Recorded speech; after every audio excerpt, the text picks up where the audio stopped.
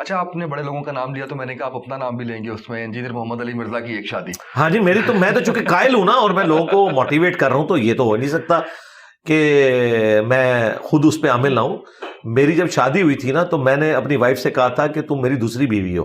میری پہلی شادی جو ہے اپنی جاب کے ساتھ ہے. ظاہر ہے جس ادارے میں نے جاب کی ہے میں نے اس ادارے کے ساتھ, اس کے کام کے ساتھ عشق کیا. میں تاریخ بدل کے گھر آیا کرتا تھا, صبح نکلتا تھا اور 12 بجے کے بعد گھر آتا. ظاہر ہے کہ پاکستان کے چند ادارے جو ٹاپ پہ گئے ان میں سے ہمارا ڈیفنس کا ایک ادارہ ہے. تو میں نے تو پورے, میری شادی بھی جاب پہ لگنے کے آلموسٹ 3 سال بعد ہوئی ہے. صحیح. گھر والے پیچھے پڑے ہوئے تھے, میں نے کہا نہیں مجھے یعنی اس میں فل یعنی ایک اٹریکشن تھی اس کام کے اندر, تو تھوڑی اسٹیبلٹی آئی تو پھر شادی کی. لیکن میں نے اسے بتایا کہ تم میری دوسری بیوی ہو, پہلی میری شادی جو ہے میری جاب کے ساتھ ہوئی ہوئی ہے. اور دیکھیں میری بیوی نے میرے ساتھ وفا کی ہے, وہ میرے ماں باپ کے ساتھ جیل میں رہی. میں بیچلر رہتا تھا اسلام آباد میں, اور اسی وجہ سے اگر میں رات کو 12-1 بجے بھی گھر آتا تھا نا شادی کے بعد بھی, مجھے ٹینشن نہیں ہوتی تھی کہ مجھے کوئی لڑائی کرنی پڑے گی, کیونکہ میری وائف تو ادھر تھی, بچے میرے ادھر تھے, اور ویکینڈ کے اوپر میں آتا تھا یہاں پہ, اور وہ بھی میرا دعوت و تبلیغ میں وقت زیادہ گزرتا تھا. لیکن کوشش کرتا تھا ٹائم دوں. پھر الحمدللہ جب میں نے ریٹائرمنٹ لی ہے اس کے بعد وہ جو میری پہلی والی بیوی تھی یعنی میری جاب, اس کی جگہ میری دعوت کا کام آ گیا. ہاں پھر میں نے اس کے اوپر تن من دھن لگایا, اور اب آپ دیکھیں دنیا پوری میں انجینئر ہو رہی ہے اللہ کے فضل سے. اللہ کے فضل سے. اچھا یہ بتائیے, کیونکہ ہم ریلیشن شپس پہ بات کر رہے ہیں, ریلیشن رشتہ داروں پہ بات کر رہے ہیں, رشتوں پہ بات کر رہے ہیں, تو ایک عورت جو ایک مرد کو 4 عورتیں جو ہے وہ جہنم میں لے کے جائیں گی, یہ مستند بات ہے؟ نہیں, یہ کوئی حدیث نہیں ہے, یہ لوگوں نے خود سے کرولری بنائی ہے. یہ کرولری یہ بھی بن سکتی ہے کہ جو ایک مرد 4 عورتوں کو بھی جہنم میں لے کے چلا جائے گا, یہ بھی اس طرح کی بھی کرولری بنائی جا سکتی ہے. یہ تھیوریٹیکل بات ہے, کوئی حدیث میں اپنا جو ہے. ہاں جی, ہر شخص نے اپنے اعمال کا بوجھ خود اٹھانا ہے. لیکن جو بیسک تربیت ہے جو قرآن میں ہے نا, قوا انفسکم واہلیکم نارا, بچاؤ اپنے آپ کو اور اپنے گھر والوں کو جہنم کی آگ سے. یعنی میری کوشش یہ ہونی چاہیے کہ میرے بیوی بچے وہ جہنم میں جانے سے بچ جائیں, میرے بہن بھائی, میرے ماں باپ, یہ میری رسپانسبلٹی نہیں ہے. میں ان کو صرف دعوت دوں گا, زبردستی نہیں کروں گا, لیکن بیوی بچوں کے ساتھ میں زبردستی بھی کروں گا. بالکل ٹھیک ہے جی. نبی اسلام نے فرمایا تم میں سے ہر ایک نگہبان ہے اور اس سے اس کی رعیت کے بارے میں پوچھا جائے گا. یہ بخاری مسلم دونوں میں حدیث ہے. پھر نبی اسلام نے اسے کھولا, فرمایا حکمران اپنی رعایا کے اوپر نگہبان ہے, اس سے پوچھا جائے گا. ایک مرد اپنی عورت اور بچوں کے اوپر نگہبان ہے, اس سے پوچھا جائے گا. ایک بیوی اپنے خاوند کے مال اور اولاد کے اوپر نگہبان ہے, اس سے اس کے بارے میں پوچھا جائے گا. ہر بندے کی رسپانسبلٹی ہے. اسلام میں جو خاندان کا ادارہ ہے وہ میاں بیوی اور بچے ہیں. ماں باپ کا احترام, ان کے ساتھ اخلاق سے پیش آنا, ان کے ہر ایک چیز کا خیال رکھنا, یعنی ان کی بیماری میں ان کی تیمارداری کرنا اور اس طریقے سے ان کی دیکھ بھال کرنا, ان کے کھانے پینے کا, رہائش کا, وہ اپنی جگہ موجود ہے.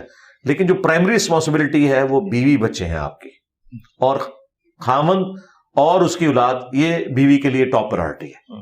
تو ان چیزوں کا آپ نے خیال رکھنا ہے, تو ان کے اوپر آپ نے کرنا ہے. وہ تو ابو داؤد میں حدیث ہے, جب بچہ 7 سال کا ہو جائے اسے نماز کا حکم دو, 10 سال کا ہو جائے اور نہ پڑھے تو پھر اسے تھوڑا سا مارو بھی.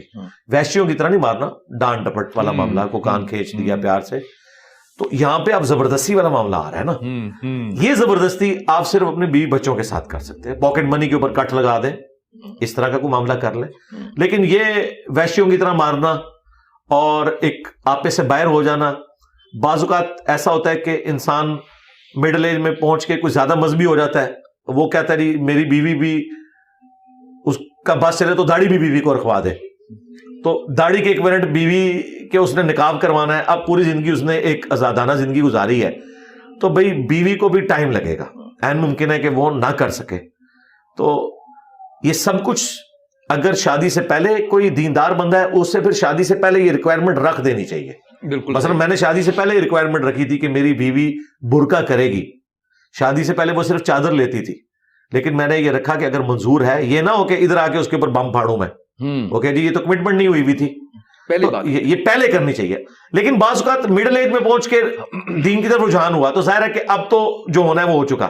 تو اس میں پھر بیویوں کو ٹائم دیں, کوشش کریں کہ وہ آ جائیں. لیکن اس کو بنیاد نہ بنائیں کہ لڑائی جھگڑا اور طلاق تک نوبت چلی جائے. یہ نہیں ہونا چاہیے. بالکل ٹھیک ہے علی بھائی, چیزیں تو بہت سی ہیں, تشنگی تو بہت زیادہ ہے. دوبارہ کبھی ہم کوشش کریں گے کہ ہمارا بھی جو ہے وہ 100 بندوں میں نمبر آئے, دوبارہ ہم لائن میں لگ کے واپس آنے کی کوشش کریں گے انشاءاللہ. کوئی سال ڈیڑھ میں نمبر آئے گا تو اس پہ بھی پوچھیں گے, کیونکہ رشتوں کی بات ہو رہی ہے. آج کل میں نے بہت سے ینگ جنریشن کے لڑکے لڑکی کو سنا یہ کہتے ہوئے کہ اچھا اب ہماری شادی شدی تو نہیں ہو رہی, جنت میں ملیں گے. یہ کیا کنسپٹ ہے؟ جنت میں کیسے ملیں گے؟ یعنی اس طرح کے ریلیشن شپ کے ساتھ, وہ تو اللہ تعالیٰ کی مرضی ہے کہ جنت میں ملاقات ہو یا نہ ہو. تو اگر ایک عورت کسی دوسرے مرد کی عقد میں چلی گئی ہے تو اسے اس قسم کی آفر تو نہیں کرنی چاہیے کہ تم جنت میں تو پہلا حق اسی مرد کا ہے. بالکل صحیح, جس کی وہ بیوی ہے. بالکل ٹھیک ہے. اچھا یہ بتائیے گا کہ علم الاعداد, ہاتھ دکھانا اور ستاروں کا حال جو ہے وہ پوچھنا, یہ سب اس میں سے کچھ جائز نہیں ہے؟ کچھ بھی نہیں ہے. تو سپرسٹیشس چیزیں ہیں, نہ یہ سائنس کا علم ہے اور نہ اسے علم وحی سپورٹ کرتا ہے. بالکل اس کی تو کوئی اصل نہیں ہے. اگر کوئی کہتا ہے یہ سائنس ہے, تو سائنس میں تو آپ ایک تجربے کو 1000 دفعہ ریپیٹ کریں, رزلٹ ایک جیسا نکلتا ہے. یہاں تو ایک جیسا نہیں نکلتا. دنیا میں کئی ایسے لوگ ہیں جو مشہور ہیں اور ان کے ہاتھ پہ شہرت کی لائن بھی نہیں ہے, تو ان کا تو رول فیل ہو گیا. اگر یہ سائنسی علم ہو تو ہمیشہ ہی ایسا ہو. ستاروں والا معاملہ تو اتنا خطرناک ہے کہ بخاری مسلم میں حدیث ہے, غزوہ خیبر کے موقع پر نبی علیہ السلام نے ایک دفعہ فجر کی نماز پڑھائی. اس رات بارش ہوئی تھی, تو آپ نے سلام پھیرنے کے بعد صحابہ کی طرف متوجہ ہو کے کہا کہ جانتے ہو ابھی ابھی تمہارے رب نے مجھ سے کیا فرمایا, کہ 2 طرح کے لوگوں نے آج صبح کی ہے. ایک وہ لوگ ہیں جنہوں نے اللہ تعالیٰ پر ایمان لاتے ہوئے اور ان ستاروں پہ کفر کرتے ہوئے صبح کی ہے, جنہوں نے یہ کہا کہ یہ بارش اللہ کی وجہ سے ہوئی ہے. اور دوسرے وہ لوگ ہیں جنہوں نے کہا یہ ان ستاروں کی چال کی وجہ سے بارش ہوئی. انہوں نے اللہ تعالیٰ کا کفر کیا اور ستاروں پر ایمان لے کے آئے. یہ بڑا خطرناک معاملہ. لوگ کہتے ہیں یہ ایک یعنی ہم جسٹ ہابی کے طور پہ کر رہے ہیں, یہ تو آپ بیسک دین کے اوپر اٹیک کر رہے ہیں. بالکل صحیح. جن قید ہو جاتے ہیں, سایہ ہو جاتا ہے ان کا, کوئی چھیڑخانی کرتے ہیں, اور اگر کرتے ہیں تو کیا طریقہ کار ہے کہ اس سے جو ہے وہ جن کیا قید ہوتے ہیں؟ یہ جنوں کے قید ہوئے ہوئے ہوتے ہیں, پلس جو جنات کا اثر ہے وہ تو ہو جاتا ہے جی. اس کے لیے پھر باقاعدہ عاملین ہیں سنت اذکار کے ذریعے, اور اس کے علاوہ مختلف طریقے ہیں ان جنات کو نکالنے کے. یہ ایک پیرلل میں نالج ہے. آپ دیکھیں ہانٹنگ پروگرام ڈسکوری چینل پہ بھی چلتا تھا, وہاں پہ بھی باقاعدہ آفیسز بنے ہوئے ہیں. آپ فون کال کریں کہ یہ گھر میں سایہ ہے تو وہ آ جاتے ہیں اور وہ نکالتے ہیں, اور وہ جیزس کرائسٹ کے نام کے اوپر شرکی الفاظ کے ذریعے نکال رہے ہوتے ہیں. ہندوؤں میں بھی اس طرح کے معاملات موجود ہیں. اس کا ریلیجن سے کوئی لینا دینا نہیں. بالکل صحیح ہے. قبر کے عذاب کے بارے میں بتائیے گا. جیسے کہ کہا جاتا ہے, بتایا جاتا ہے کہ جیسے ہی آپ کی روح جو ہے وہ نکلتی ہے, اس کے بعد سے آپ سب دیکھ رہے ہوتے ہو, لوگ رو رہے ہیں, یہ سارا ہے. پھر قبر میں جاتے ہو, سوال جواب, اور پھر عذاب شروع ہو جاتا ہے. اس کے اوپر بھی اختلاف ہے کہ نہیں قبر کا عذاب ہے ہی نہیں ہے, کہیں پہ ذکر نہیں. اختلاف یہ ماڈرن دور میں چند ایک لوگوں نے یہ بات کی ہے.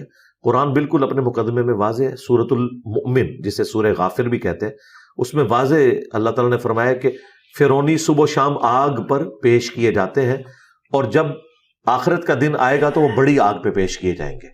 تو اس وقت تو آخرت نہیں آئی ہے, تو وہ کون سی آگ پہ پیش ہو رہے ہیں؟ وہ برزخ والا معاملہ ہے, یعنی دنیا سے لے کر آخرت کے دن تک. وَمِن وَرَائِهِمْ بَرْزَخٌ إِلَىٰ يَوْمِ يُبْعَثُونَ, ان کے مرنے سے لے کر قیامت کے دن اٹھائے جانے تک برزخ ان سین بیریئر ہے. اس کے لیے ہم قبر استعمال کرتے ہیں. قبر مٹی کی ڈھیری بھی ہو سکتی ہے, ہوا میں راکھ کا بکھرنا بھی ہو سکتا ہے, سمندر میں غرق ہونا بھی ہو سکتا ہے, شیر کے پیٹ میں بھی کسی کی قبر ہو سکتی ہے. بیسیکلی اس زندگی کے بارے میں بتایا گیا, اور وہ ان سین بیریئر ہے. اگر آپ قبر بھی کھود لیں آپ کو وہ نظر نہیں آ سکتا, وہ اس فزیکل ورلڈ کی چیز نہیں ہے. ہاں یہ ذہن میں رکھیے گا, وہ ایک ان سین بیریئر ہے جس کو ہم آبزرو نہیں کر سکتے. اس کے اوپر ایمان رکھتے ہیں اور یہ سب کچھ ہوتا ہے. عذاب قبر کا انکار جن لوگوں نے کیا, ان کے رد پہ امام بخاری نے اسی آیت کو صحیح بخاری میں ہیڈنگ میں ڈالا ہے, اور نیچے وہ عذاب قبر والی اور قبر میں جو سوالات ہوتے ہیں ان کی احادیث لے کر آئے. اور مقدمہ تو ان کا قرآن سے ختم ہو جاتا ہے. ان کا مقدمہ یہ تھا کہ جب تک آخرت قائم نہیں ہوگی, حساب و کتاب نہیں ہوگا, تو اللہ تعالیٰ اگر عذاب دے کسی کو تو اس کی صفت عدل چیلنج ہو جائے گی کہ ابھی تو نیکیاں اور بدیاں تولی نہیں گئی ہیں, تو پہلے کیسے عذاب ہو رہا ہے. یہ بیسیکلی ان کی جو ڈاکٹرین ہے وہ اس پہ کھڑی ہے. تو میں نے توڑ دی تھی کہ قرآن میں تو کئی جگہ آیا ہے کہ جب گنہگاروں کی موت کا وقت آتا ہے تو فرشتے ان کے منہ اور پیٹھوں کے اوپر ہتھوڑے مارتے ہیں. تو تمہاری ڈاکٹرین میں مانوں تو موت کے وقت ایک فاسق شخص کو پٹائی تو نہیں کرنی چاہیے, کیونکہ آخرت کا دن تو نہیں آیا. وہ عذاب کیوں آ رہا ہے اس کے اوپر. بالکل صحیح. اس طریقے سے دنیا میں بھی سورہ سجدہ میں آئے کہ ہم دنیا کی زندگی میں بھی لوگوں کو عذاب دیں گے تاکہ وہ آخرت اورینٹڈ ہو جائیں, اللہ کی طرف پلٹ آئیں. تو عذاب کی 4 قسطیں ہیں دنیا کی زندگی میں, موت کے وقت, قبر میں, قبر سے مراد ہے مرنے سے لے کر قیامت کے دن تک, وہ کسی بھی فارم میں ہو سکتی ہے, اور الٹیمیٹ آخری قسط جو ہے وہ آنی ہے قیامت کے دن. اللہ تعالیٰ ہمیں ان تمام عذابات سے محفوظ رکھے. آمین آمین. یہ بتائیے گا جن لوگوں کے مرنے کے بعد لوگ ان کو قرآن پاک پڑھ کے جو ہے وہ بچتے ہیں, ان کے لیے نیک اعمال کرتے ہیں, صدقہ کرتے ہیں, اس کا فائدہ جا رہا ہوتا ہے؟ صدقہ خیرات کا تو فائدہ جاتا ہے. سب سے بڑھ کر جو چیز ہو سکتی ہے وہ دعا ہے. قرآن میں اللہ تعالیٰ نے اہل ایمان کی نشانی بتائی ہے, ربنا اغفر لنا ولاخواننا الذین سبقونا بالایمان. اہل ایمان وہ ہیں جو اپنے سے پہلے لوگ دنیا سے جا چکے, ان کے لیے دعائیں مغفرت کرتے ہیں. اور یہ اللہ نے کیسا بندوبست کیا ہے کہ بخاری مسلم میں حدیث ہے کہ ایک مسلمان کے دوسرے مسلمان پہ 5 حق ہیں. ان میں سے ایک یہ ہے کہ جب وہ مر جائے اس کا جنازہ پڑھے, اور جنازے میں ہم مغفرت کی دعا کرتے ہیں, یہ اسے نفع پہنچانا ہے. پھر مسلم شریف میں حدیث ہے جس کے جنازے میں 40 ایسے لوگ شریک ہوں جو شرک نہ کرتے ہوں, اللہ تعالیٰ ان کی شفاعت اس شخص کے حق میں قبول کر لے گا. پھر ابو داؤد میں حدیث ہے جب اپنے بھائی کو دفنا چکو تو اس کی قبر پہ کھڑے ہو کر اس کی قبر کے سوالات کی استقامت کے لیے دعا کرو.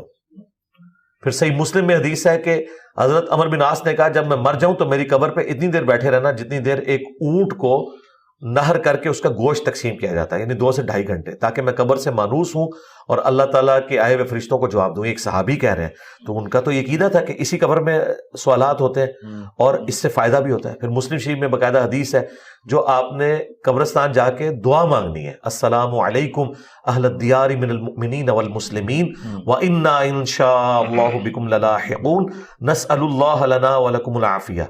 جو یہاں پہ مومنین اور مسلمین دفن ہو, تم پر سلام ہو, ان قریب ہم بھی مر کے تمہارے پاس آنے والے ہیں, ہم اپنے لیے اور تمہارے لیے اللہ کے حضور عافیت کا سوال کرتے ہیں. اور پھر جو صدقہ ہے وہ تو پہنچنا ہی پہنچنا ہے. مسلم شریف میں حدیث ہے کہ میت کو سوائے 3 چیزوں کے کسی چیز کا نفع نہیں پہنچتا. نمبر 1, جو اس نے صدقہ جاریہ کیا اپنی زندگی میں, ظاہر ہے اس کا ہے, اس کے مرنے کے بعد بھی جاری ہے, کسی نے کوئی کنواں کھدوا دیا اسے ثواب ملے گا.